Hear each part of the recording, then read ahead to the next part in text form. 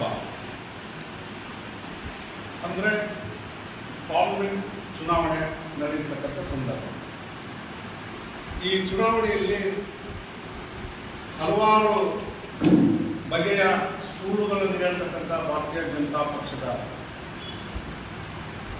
ಒಬ್ಬ ಪ್ರಧಾನಮಂತ್ರಿ ನರೇಂದ್ರ ಮೋದಿಯವರು ಈ ದೇಶದ ಜನನ್ನ ಕತ್ತಲೆ ಕಡೆ ತಳ್ತಕ್ಕಂಥ ಹೇಳಿಕೆಗಳನ್ನು ಇವತ್ತೇ ನೀಡ್ತಿದ್ದಾರೆ.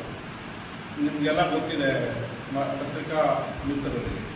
ಇವತ್ತೇ ಅವರು ಎಷ್ಟು ಸಣ್ಣ ಮಟ್ಟದ ಹೇಳಿಕೆಯನ್ನು ನೀಡಿದ್ದಾರೆ ಅಂತಂದರೆ, ಒಂದು ತಾಯಿಯ ಕೊರಳಲ್ಲಿ ಇರ್ತಕ್ಕಂಥ ತಾಳಿ ಸರದ ಬಗ್ಗೆ ಚರ್ಚೆ ಮಾಡಿದ್ದಾರೆ. ತಾಳಿ ಸರ ಈಗ ಅವ್ರು ಏನು ಹೇಳ್ಯಾರ ಅಂದರೆ, ಕಾಂಗ್ರೆಸ್ ಪಕ್ಷ ಬಂದ್ಬಿಟ್ರೆ ಮಹಿಳೆಯರಲ್ಲಿ ಇರ್ತಕ್ಕಂಥ ತಾಳಿ ಸರ ಸಮೇತ ಮುಸ್ಲಿಂ ಜನಾಂಗಕ್ಕೆ ಪಾಲು ಕೊಟ್ಬಿಡ್ತಾರೆ ಅಂತ ಒಬ್ಬ ಪ್ರಧಾನಮಂತ್ರಿ ಹೇಳ್ಯಾರ. ಸ್ವಾಮಿ, ನೀವು 10 ವರ್ಷ ಆಗಿದೆ ಈ ದೇಶದಲ್ಲಿ ಅಧಿಕಾರ ಮಾಡಿ. 2014 ಇಸ್ವಿ ಹಿಂದೆ ಯಾರು ಸ್ವಾಮಿ ತಾಳಿ ಸರ ಮಾರಾಟ ಮಾಡಿ ಮುಸ್ಲಿಂ ಜನಾಂಗಕ್ಕೆ ಕೊಟ್ಟಿರೋದು? ಯಾವ್ದಾದ್ರು ಒಂದು ಉದಾಹರಣೆ ನೀವು ಹೇಳೋಕ್ಕಾಗುತ್ತಾ? ನೀವು ಹೇಳೋಕ್ಕಾಗೋದಿಲ್ಲ. ಇದೇ ರೀತಿ ಜಾತಿಯನ್ನು ಸಂಘರ್ಷಕ್ಕೆ ಮಾಡಿ ಜಾತಿಗಳನ್ನೇ ಒದ್ದಾಟಕ್ಕೆ ಹಚ್ಚಿ ನೀವು ನಿಮ್ಮ ಬೇಳೆಕಾಳು ಬೇಯಿಸ್ಕೊಳ್ಳೋಕ್ಕೆ ಪ್ರತಿ ಹಂತದಲ್ಲೂ ಸುಳ್ಳನ್ನೇ ಹೇಳಿ ಸುಳ್ಳಿನ ಸರಮಾಲನೆ ನಿಮ್ಮ ಕೊರಳಲ್ಲಿದೆ. ಇವತ್ತೇ ಪರಿಶಿಷ್ಟ ಜಾತಿ ಜನಾಂಗ, ಪರಿಶಿಷ್ಟ ಪಂಗಡ ಅಂದರೆ ದಲಿತ ವರ್ಗದವರಿಗೆ ಇವತ್ತೇ ನೀವೇನು ಹೇಳಿದ್ವಿ, ಬಿ ಆರ್ ಅಂಬೇಡ್ಕರ್ ಕೊಟ್ಟಿರ್ತಕ್ಕಂಥ ಸಂವಿಧಾನವೇ ಈ ದೇಶಕ್ಕೆ ಸರಿ ಇಲ್ಲ ಅಂತ ಹೇಳ್ತಕ್ಕಂಥ ದುಷ್ಟತನ ನಿಮ್ಮಲ್ಲಿದೆ. ಬಾಬಾ ಸಾಹೇಬ್ ಅಂಬೇಡ್ಕರ್ ಕೊಟ್ಟಿರ್ತಕ್ಕಂಥ ಸಂವಿಧಾನವನ್ನು ಸುಟ್ಟು ಹಾಕಿಬಿಡ್ತೀನಿ ಅಂತ ನಿಮ್ಮ ಪಕ್ಷದ ಮುಖಂಡರು ಕಾರ್ಯಕರ್ತರು ಹೇಳ್ತಾರೆ. ಅವರಿಗೆ ನೀವು ಯಾವುದೇ ರೀತಿಯ ಶಿಕ್ಷೆ ಬೇಡ, ನೀವು ಶಿಸ್ತು ಕ್ರಮ ತಗೊಂಡಿಲ್ಲ. ನೀವು ತಗೊಳಕ್ಕಾಗಿದೆಯಾ? ತಗೊಂಡಿಲ್ಲ. ಇವತ್ತು 400 ಸೀಟು ಬಂದ್ಬಿಟ್ರೆ, ಭಾರತೀಯ ಜನತಾ ಪಕ್ಷ ಬಂದ್ಬಿಟ್ರೆ ಸಂವಿಧಾನನ ಬದಲಾವಣೆ ಮಾಡ್ತೀವಿ ಅಂತೇಳಿ ನಮ್ಮ ಪಕ್ಕದ ಉತ್ತರ ಕನ್ನಡ ಜಿಲ್ಲೆಯ MP ಪಾರ್ಲಿಮೆಂಟ್ ಸದಸ್ಯ ಅನಂತಕುಮಾರ್ ಹೆಗಡೆ ಹೇಳಿದರು. ನೀವು ಅವ್ರ ಬಗ್ಗೆ ಏನು ಶಿಸ್ತು ಕ್ರಮ ತಗೊಂಡಿದ್ದು ಸ್ವಾಮಿ? ನೀವು ಬಸವರಾಜ್ ಪಾಟೀಲ್ ಯತ್ನಾಳ್ ಏನೇನೋ ಹೇಳ್ತಾರೆ, ಅವ್ರ ಬಗ್ಗೆ ಏನು ಕ್ರಮ ತಗೊಂಡಿರಿ? CT ರವಿ ಹೇಳ್ತಾರೆ, ಅವ್ರ ಬಗ್ಗೆ ಏನು ತಗೊಂಡಿರಿ ಕ್ರಮ? ನೀವು ನಳಿನ್ ಕುಮಾರ್ ಕಟೀಲ್ ಹೇಳ್ತಾರೆ, ಸಂವಿಧಾನ ಬಗ್ಗೆ ಮಾತಾಡ್ತಾರೆ, ಅವ್ರ ಬಗ್ಗೆ ಏನು ಕ್ರಮ ತಗೊಂಡಿರಿ? ಏನು ನೀವು ಕ್ರಮ ತಗೊಳಕ್ಕಾಗೋದಿಲ್ಲ. ನಿಮ್ಮ ಉದ್ದೇಶ ಅಷ್ಟೇ, ಜಾತಿಗಳನ್ನೇ ಒದ್ದಾಟ ಮಾಡ್ತಕ್ಕಂಥದ್ದು. ನೀವು ಈ ದೇಶದ ಹಿಂದೆ ಇಂದಿರಾ ಗಾಂಧಿ ಅವರು ಮಾಡಿರ್ತಕ್ಕಂಥ ಯೋಜನೆಗಳನ್ನು ಬೇರೆಯವ್ರಿಗೆ ಅಡ ಹೇಳ್ತಕ್ಕಂಥ ಕೆಲಸ ನೀವು ಮಾಡಿದ್ರಿ. ಇವತ್ತೇ ವಿಮಾನ ನಿಲ್ದಾಣಗಳು ಇರ್ಬೋದು, ರೈಲ್ವೆ ಟರ್ಮಿನಲ್ಗಳು ಇರ್ಬೋದು, ಬಸ್ ಟರ್ಮಿನಲ್ಗಳು ಇರ್ಬೋದು, 50 ವರ್ಷ ಒಬ್ಬೊಬ್ಬರಿಗೆ ಹಣ ಹಾಕಿದ್ರು. ಈ ದೇಶದ ಸಂಪತ್ತು, ಈ ದೇಶದ ಒಂದು ವ್ಯವಸ್ಥೆನ ಕೊಡಬೇರು ಮಾಡ್ತಕ್ಕಂಥ ಕೆಲಸ ನೀವು ಮಾಡಿದ್ರಿ. ಆದ್ರಿಂದ ಇವತ್ತೇ ನಾವು ನಮ್ಮ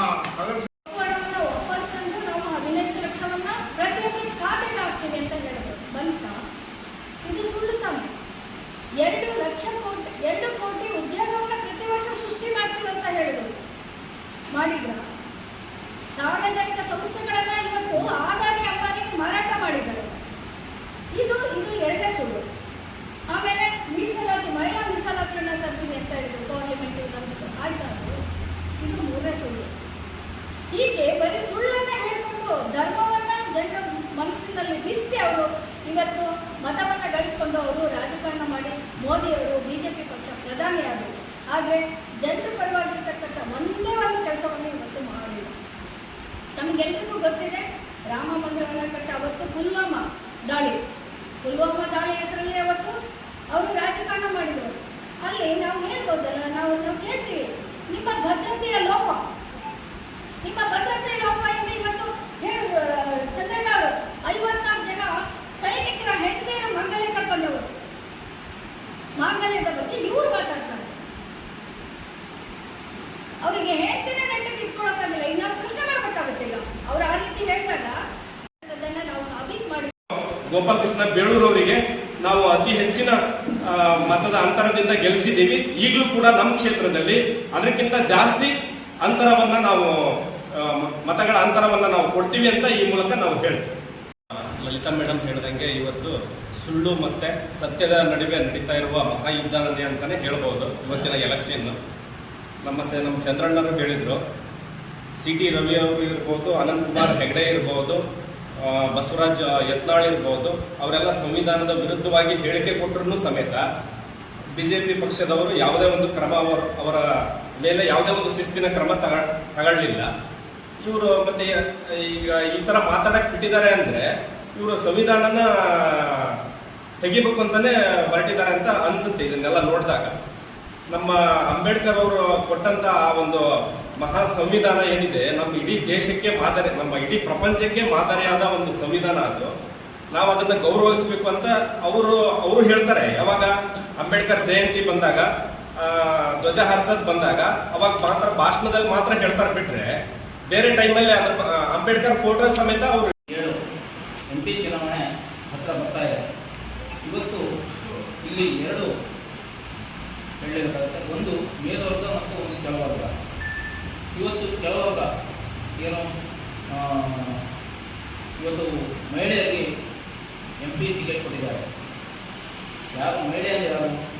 ಒಬ್ಬ ಬಂಗಾರಪ್ಪನವರ ಮುನ್ಸೂಚಿ ರಾಜಕಾರಣಿ, ಎಕ್ಸ್ ಮಿನಿಸ್ಟರ್, CM ಆಗಿರ್ತಕ್ಕಂಥ. ಇವತ್ತು 2 ಜನ, ಇವತ್ತು ರಾಘವೇಂದ್ರ ಕೂಡ ಅವರ ಅಪ್ಪ ಚೀಫ್ ಮಿನಿಸ್ಟರ್ ಆದರು. ಇವತ್ತು ಗೀತಾ ಶಿವರಾಜ್ ಅವರ ತಂದೆಯೂ ಕೂಡ ಚೀಫ್ ಮಿನಿಸ್ಟರ್ ಆದರು. ಆದರೆ ಇವತ್ತು ಇಬ್ಬರ ನಾವು ಹೇಳಬೇಕಂದ್ರೆ ಯಡಿಯೂರಪ್ಪ ಅವರ ಮತ್ತು ಬಂಗಾರಪ್ಪನವರ ಇವರ ಕೊಡುಗೆ ಏನು? ಬಂಗಾರಪ್ಪನ ಕೊಡುಗೆ ಏನು ಈ ರಾಜ್ಯಕ್ಕೆ, ಯಡಿಯೂರಪ್ಪನ ಕೊಡುಗೆ ಏನು ಅನ್ನೋದು ಜನಸಾಮಾನ್ಯ ಎಲ್ಲರಿಗೂ ಗೊತ್ತಿದೆ. ಯಾಕಂದ್ರೆ ಇವತ್ತು ಬಂಗಾರಪ್ಪನವರು ಕೊಟ್ಟಂತ ಕೊಡುಗೆ ಆಧರಿಸಿ ಇವತ್ತು ಎಲ್ಲರೂ ಕೂಡ ಜೀವನ ಮಾಡ್ತಾ ಇದ್ದಾರೆ. ಈ ದಿನ ಪ್ರೆಸ್ ಮೀಟನ್ನು ಕರೆದಿದ್ದೀವಿ. ಕಾಂಗ್ರೆಸ್ ಸರ್ಕಾರ ಕರ್ನಾಟಕದಲ್ಲಿ ಸಿದ್ದರಾಮಯ್ಯವರು, DK ಶಿವಕುಮಾರ್ ಅವರು ಬಹಳಷ್ಟು ಬಡವರಿಗೆ ಯೋಜನೆಗಳನ್ನು ಎಲೆಕ್ಷನ್ ಪೂರ್ವದಲ್ಲಿ ಆಶ್ವಾಸನೆಗಳನ್ನು ಕೊಟ್ಟಿದ್ದಾರೆ. ಗೆದ್ದಾದ ನಂತರದಲ್ಲಿ ಈ ಬಡವರಿಗೆ ಮುಗ್ತಕ್ಕಂಥ ಎಲ್ಲ ಯೋಜನೆಗಳನ್ನು ಕೇವಲ 2 ತಿಂಗಳಲ್ಲೇ ಮಾಡಿ ಮುಗಿಸಿ ಇವತ್ತು ಅನ್ನಭಾಗ್ಯ ಇರ್ಬೋದು, ಏನು ಇವತ್ತು ಪುಕ್ಷಟೆ ಕರೆಂಟ್ಗಳನ್ನು ಬರ್ತಕ್ಕಂಥ ಯೋಜನೆ ನಿಜವಾಗ್ಲೂ ದಲಿತರಿಗೆ ಬಹಳ ಅನುಕೂಲವಾಗಿದೆ, ಬಡವರಿಗೆ ಅನುಕೂಲವಾಗಿದೆ, ಮಧ್ಯಮ ವರ್ಗದವರಿಗೆ ಅನುಕೂಲವಾಗಿದೆ. ಕಾರಣ ನಾವೇ ಕರೆಂಟ್ ಬಿಲ್ ಕಟ್ಟಕ್ಕಾಗದೇ ಎಷ್ಟೋ ತಿಂಗಳು ಕರೆಂಟನ್ನು KV ಬಂದು ಕಟ್ ಮಾಡ್ತಕ್ಕಂಥ ಪರಿಸ್ಥಿತಿ ಇತ್ತು, ಕತ್ಲಲ್ಲಿತ್ತು. ಅಂಥ ಒಂದು ಕರೆಂಟ್